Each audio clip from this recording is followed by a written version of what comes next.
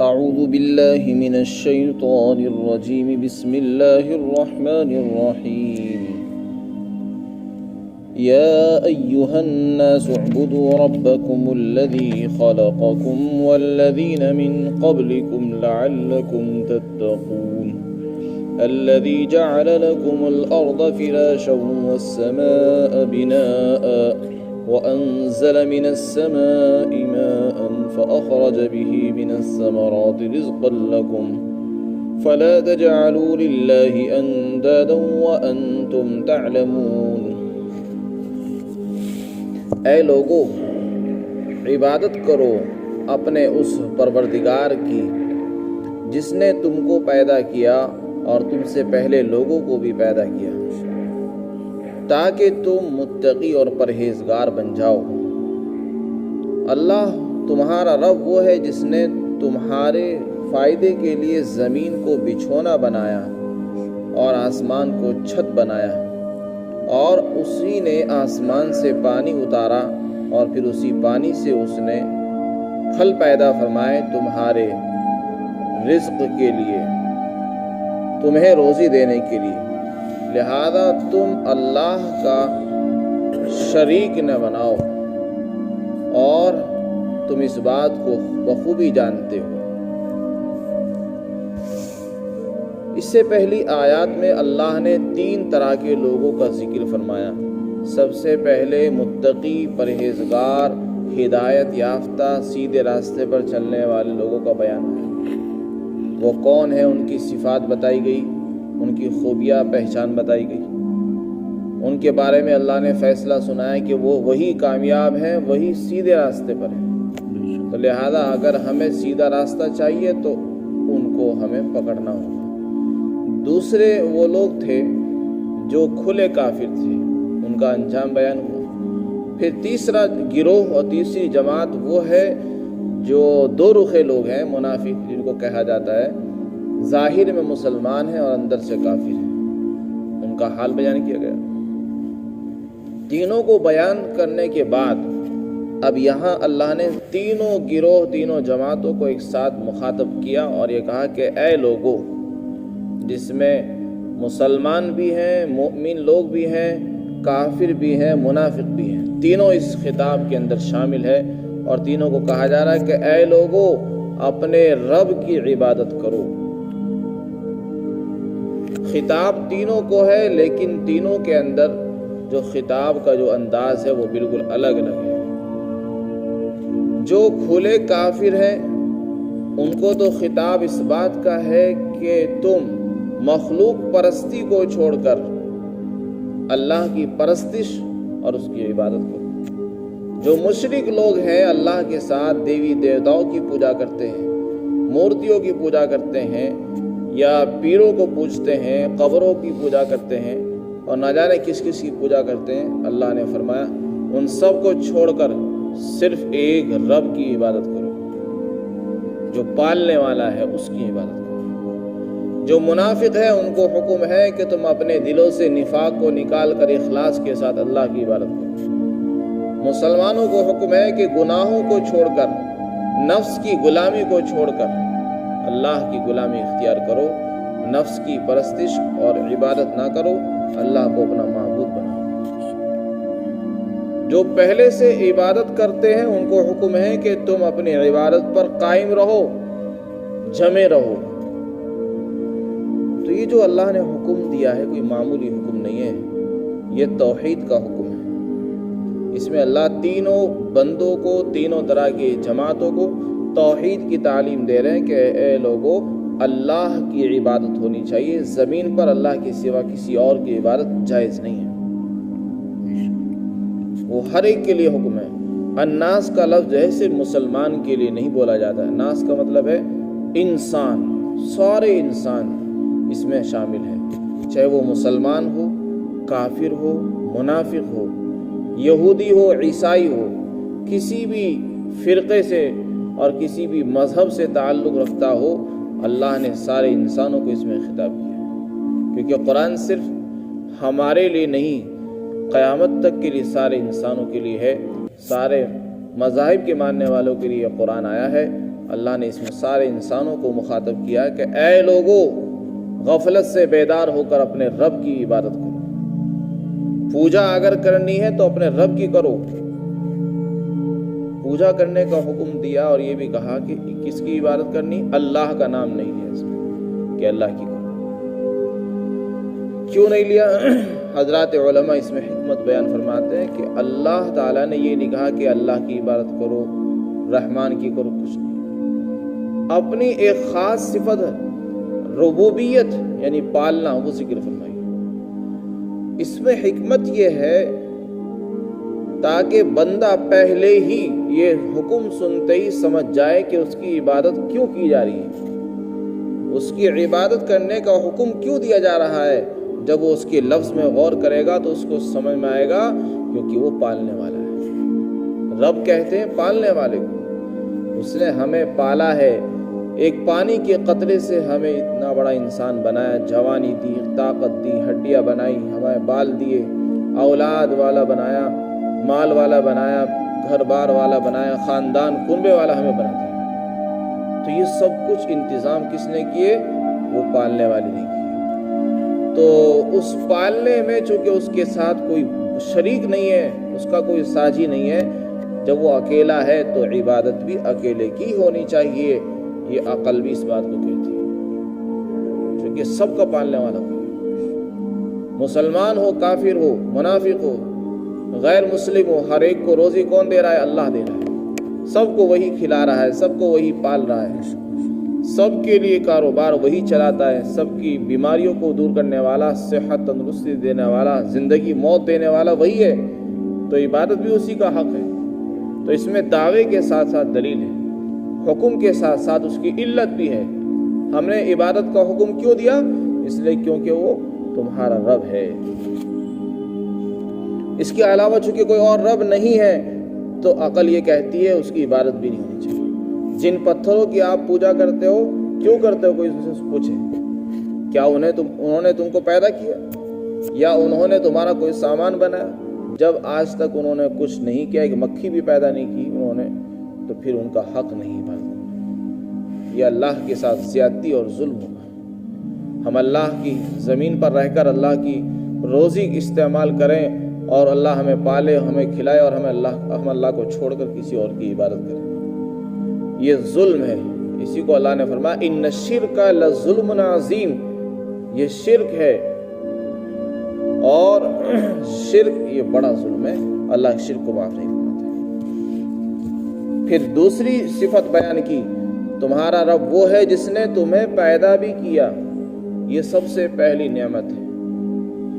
ہم کچھ نہیں تھے، جو لوگ ابھی پیدا نہیں ہوئے ان کا کوئی وجود دنیا میں نہیں ہے، تو کیا ان کا کوئی شکل صورت ہمارے سامنے؟ کسی کے سامنے کچھ نہیں۔ جو لوگ اب تک پیدا نہیں ہوئے وہ بالکل عدم میں ہیں، ہم جانتے بھی نہیں کون آئندہ ہونے والے ہیں، ان کا کیا نام ہوگا، کہاں پیدا ہوں گے۔ تو انسان کو اللہ نے جو وجود دیا ہے یہ بڑی نعمت ہے۔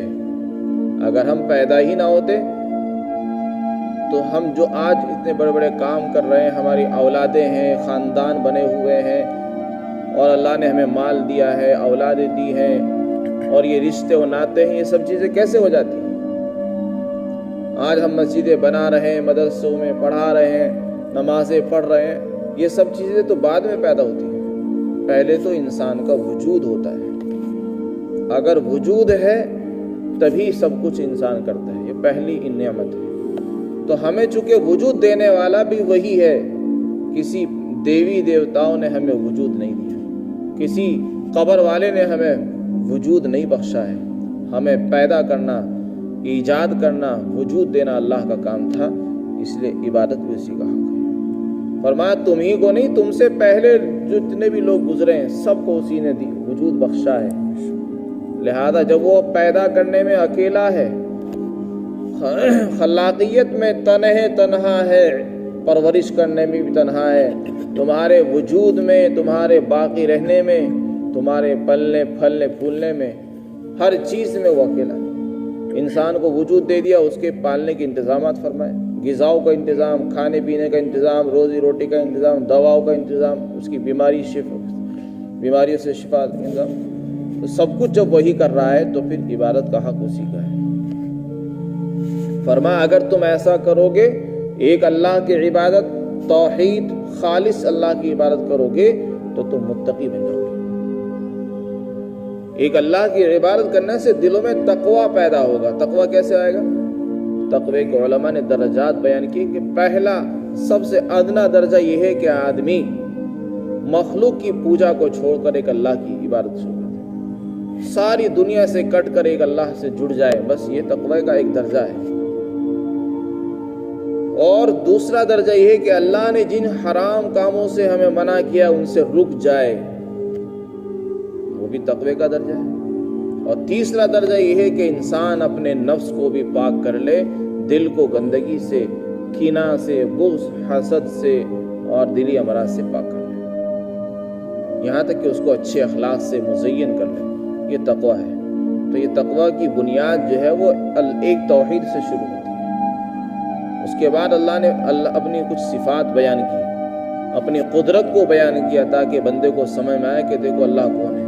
اللہ اپنا تعارف کرا رہے ہیں کہ ہم نے تمہیں بھی بنایا، تمہیں سے پہلے لوگوں کو بھی بنایا، اور دیکھو تمہارے فائدے کے لیے زمین کی ضرورت تھی، ہم نے تمہارے لیے زمین کو بچھونا بنا دیا۔ جیسے انسان بستر پر لیٹتا ہے، آرام بھی کرتا ہے، اس کو آرام و راحت ملتا ہے، بستر نہ ہو تو انسان کو آرام نہیں مل سکتا۔ تو یہ زمین ہی اس کا ایک بچھونا ہے۔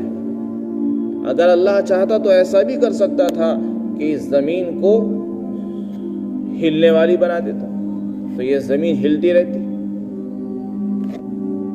تو پھر انسان نہ تو اس پر چل سکتا تھا، نہ اس پر عمارت کھڑی کر سکتا تھا، نہ بلڈنگیں بنا سکتا تھا، نہ دکان کھڑی کر سکتا تھا۔ جب بھی کوئی عمارت کھڑی ہوتی وہ فوراً گر جاتی، وہ خود پریشان ہو جاتا، اس کے لیے راحت اور آرام نہ ہوتا، ہر وقت پریشانی میں رہتا کہ میں کیا کروں، سر چھپانے کے لیے اس کو جگہ نہ ملتی اگر یہ زمین ہر وقت ہلتی رہتی، کیونکہ یہ زمین اللہ نے پانی پر بچھائی، ہلنے لگی، اللہ نے اس کو روکنے کے لیے پہاڑ اس میں گاڑ دیے ہیں میخیں بنا بنا کر، تو یہ رک گئی۔ تو یہ اللہ کی کتنی بڑی نعمت ہے۔ اور اگر اللہ چاہتا تو اس کو دلدل والی بنا دیتا کہ جو بھی اس میں پیر رکھتا تو وہ اندر چلا جاتا، تو پھر نہ تو کوئی انسان زمین پر رہ سکتا، نہ کوئی عمارت اور گھر مکان رک سکتے تھے۔ اور اگر چاہتا تو اتنی سخت بنا دیتا کہ کوئی آدمی اس کو کھودنا چاہتا تو کھودنا مشکل ہو جاتا، تب بھی ہمارے لیے رہنا مشکل تھا۔ اللہ کی قدرت دیکھے کہ اللہ نے زمین بھی بنائی، اس کو ہلنے والی نہیں بنایا، اس کو اتنی دلدل والی نہیں بنایا کہ ہر آدمی پیر رکھتے ہی اندر پہنچ جائے، اتنی سخت بھی نہیں بنائی کہ کوئی اس میں کھدائی کرنا چاہے، کھیتی کرنا چاہے نہ کر سکے، اور بنیاد کھودنا چاہے، بلڈنگ بنانا چاہے نہ بنا سکے، ایسی نہیں بنائی، بلکہ بالکل معتدل بنائی ہے۔ جب چاہتا ہے انسان چلنا چاہتا ہے چل سکتا ہے، کھودنا چاہتا ہے کھود جاتا ہے۔ یہ اللہ کی اتنی بڑی نعمت ہے، تو اس کو بنانے میں وہ اکیلا ہے۔ دوسری اللہ کی قدرت، فرمایا آسمان ہم نے بنایا چھت کے طور پر، اس میں کوئی روغن کی ضرورت پیش نہیں آتی، کوئی ستون نہیں ہے۔ اللہ کی کتنی بڑی مخلوق ہے، بغیر ستون کے قائم ہے، آج تک ہزاروں سال ہو چکے ہیں، اس میں کبھی مرمت کی ضرورت پیش نہیں آتی۔ پھر تیسری نعمت بیان کی کہ ہم نے آسمان سے پانی اتارا۔ پانی بھی اللہ کی بڑی نعمت ہے۔ آج پانی ختم ہو جائے تو آدمی بھوکے پیاسے مر جاتے ہیں، بغیر پانی کے انسان زندہ نہیں رہ سکتا۔ وَجَعَلْنَا مِنَ الْمَاءِ كُلَّ شَيْءٍ حَيٍّ، اللہ فرماتے ہم نے ہر چیز کو پانی سے زندگی دی ہے۔ پانی سے ہی ہر چیز زندہ رہتی ہے۔ اگر پیڑ پودوں کو پانی نہ ملے وہ سوکھ جاتے ہیں، انسان کو پانی نہ ملے تو مر جاتا ہے، جانور بھی پانی کے محتاج، انسان بھی پانی کا محتاج، کھیتیاں بھی محتاج، باغات بھی پانی کے محتاج۔ تو اللہ کی کتنی بڑی نعمت ہے۔ اور پانی سے کتنے سارے انتظامات ہوتے ہیں، انسان نہاتا ہے، صفائی حاصل کرتا ہے، کپڑے بھی دھوتا ہے، اور اپنے باغات کو بھی سیراب کرتا ہے، کھیتیوں کو سیراب کرتا ہے پانی کے ذریعے سے۔ فرمایا پھر پانی کو ہم نے اتارا، پانی تو انسان پیتا ہی ہے، اس کے علاوہ پانی سے کیا ہوتا ہے، ہم نے اس سے پھل پیدا فرمائے، وہ پھل تمہیں روزی دینے کے لیے بنائے، چنانچہ اس میں بے شمار پھل، مختلف رنگوں والے، مختلف شکل والے، مختلف ذائقوں والے، مختلف موسم کے پھل اللہ نے بنائے۔ گرمی کے موسم کے الگ، سردی کے الگ ہیں، مٹی الگ، یہ سب بے شمار اللہ کی نعمتیں ہیں۔ فرمایا جب یہ ساری نعمتیں اللہ کی ہیں اور اس میں وہ اکیلا ہے بنانے میں، اور ایک دوسری بات یہ ہے کہ زمین اور آسمان تو انسان کے پیدا ہونے سے بھی پہلے سے ہی موجود ہیں۔ اللہ نے زمین اور آسمان کو پہلے ہی بنا دیا، درخت وغیرہ سب بنا دیے گئے، انسان تو بعد میں آیا، یعنی اس کی جو ضروریات تھی وہ پہلے سے ہی بھیج دی گئی، انسان کو بعد میں بھیجا گیا۔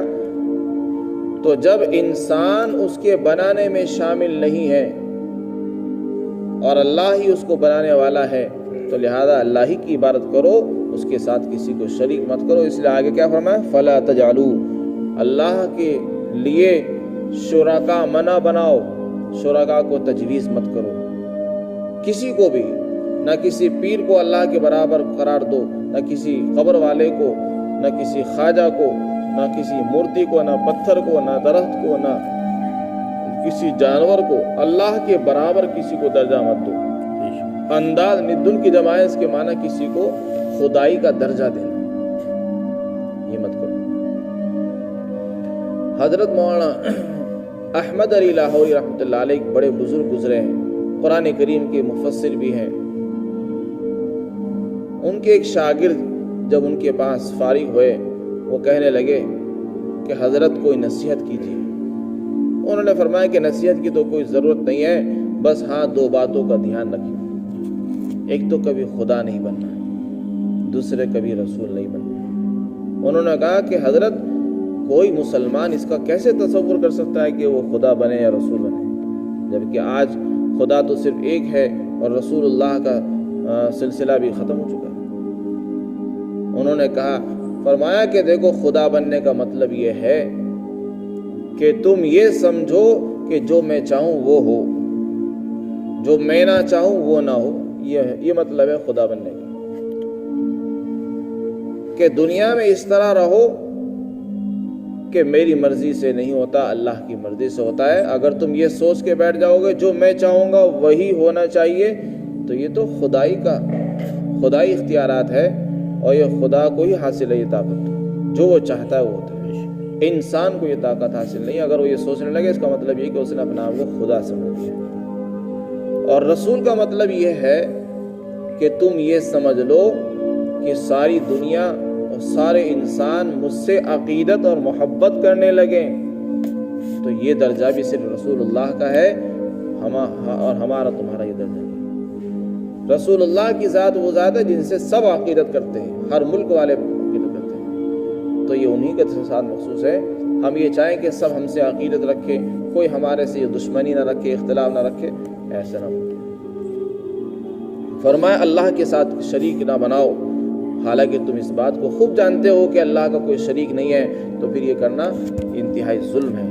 اللہ ہم سب کو سمجھ بوجھ عطا فرمائے۔